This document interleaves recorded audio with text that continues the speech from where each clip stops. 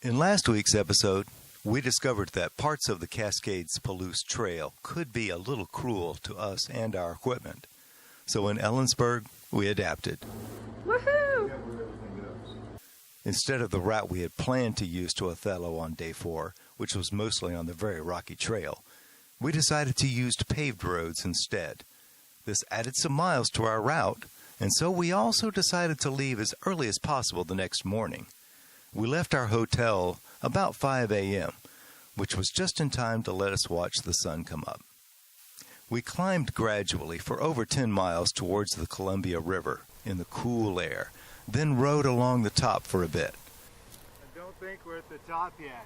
As Chris said, this early on a Sunday morning, we virtually had the road to ourselves. At the huge wind farm on top, we had one of the best ascents of our trip. Here's that ride fast-forwarded.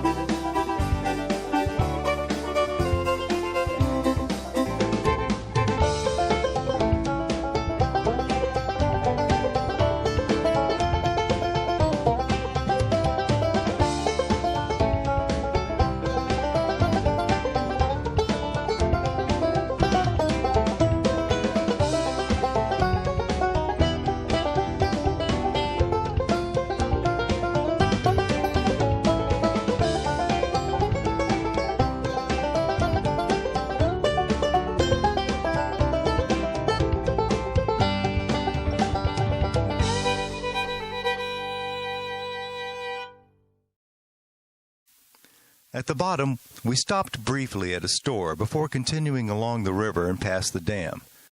Then we got back on the trail for long enough to cross the river on the Beverly Bridge. The gravel was still horrible there, so we got off of the trail and took Lower Crab Creek Road, a dirt road that roughly follows the trail. Lower Crab Creek eventually became paved, and we went north to Royal City. The day was getting hot, so after stopping at a store there to refill our bottles, we continued on busier Highway 26. After more miles of temperatures in the upper 90s and headwinds, we ended our long day in Othello. We grabbed dinner from Subway, the only restaurant open in town, and then cleaned our bikes a bit at the motel. There, we discovered that Carol had 2 flat tires from goat's head thorns. I patched both, but we were going to need some spares. Day 5 was nice and short, just over 25 miles to Little Connell, Washington. We did need to get a few things at the Walmart on the way out of town, and while there we ran into a couple who were also bicycle touring on this route, although they were going the opposite way. We enjoyed talking to this couple who had just finished a month-long tour down in Mexico.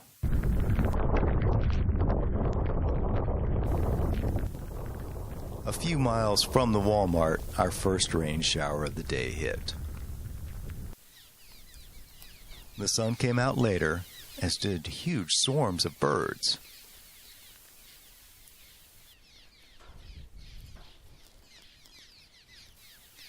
The day was very pleasant, however, and the farm country fairly flat and mostly green.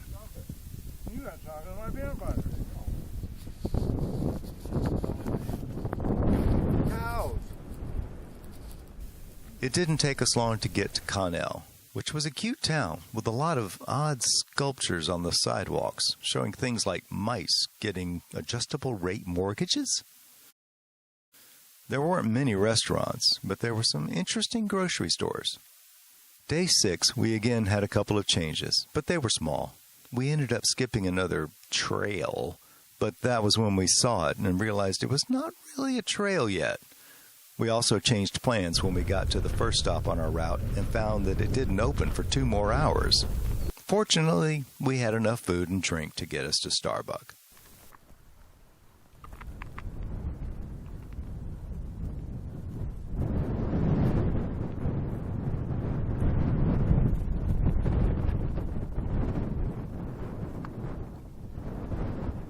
The day began fairly flat, but soon turned to rolling. I got a flat tire early, and Chris helped me fix it. I know. 7.6%. It's the average grade.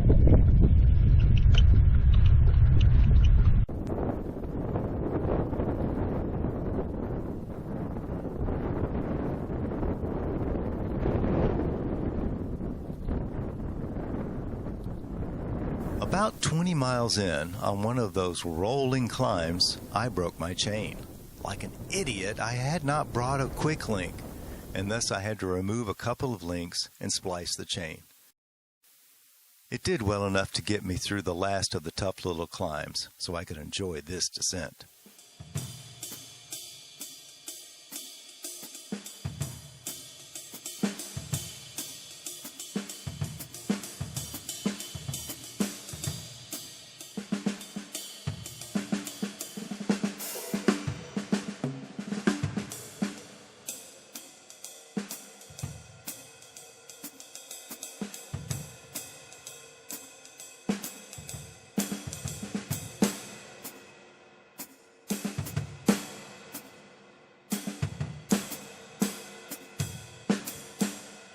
Soon we were in Starbuck, where the little store had recently reopened. Mike, the owner, made us all sandwiches.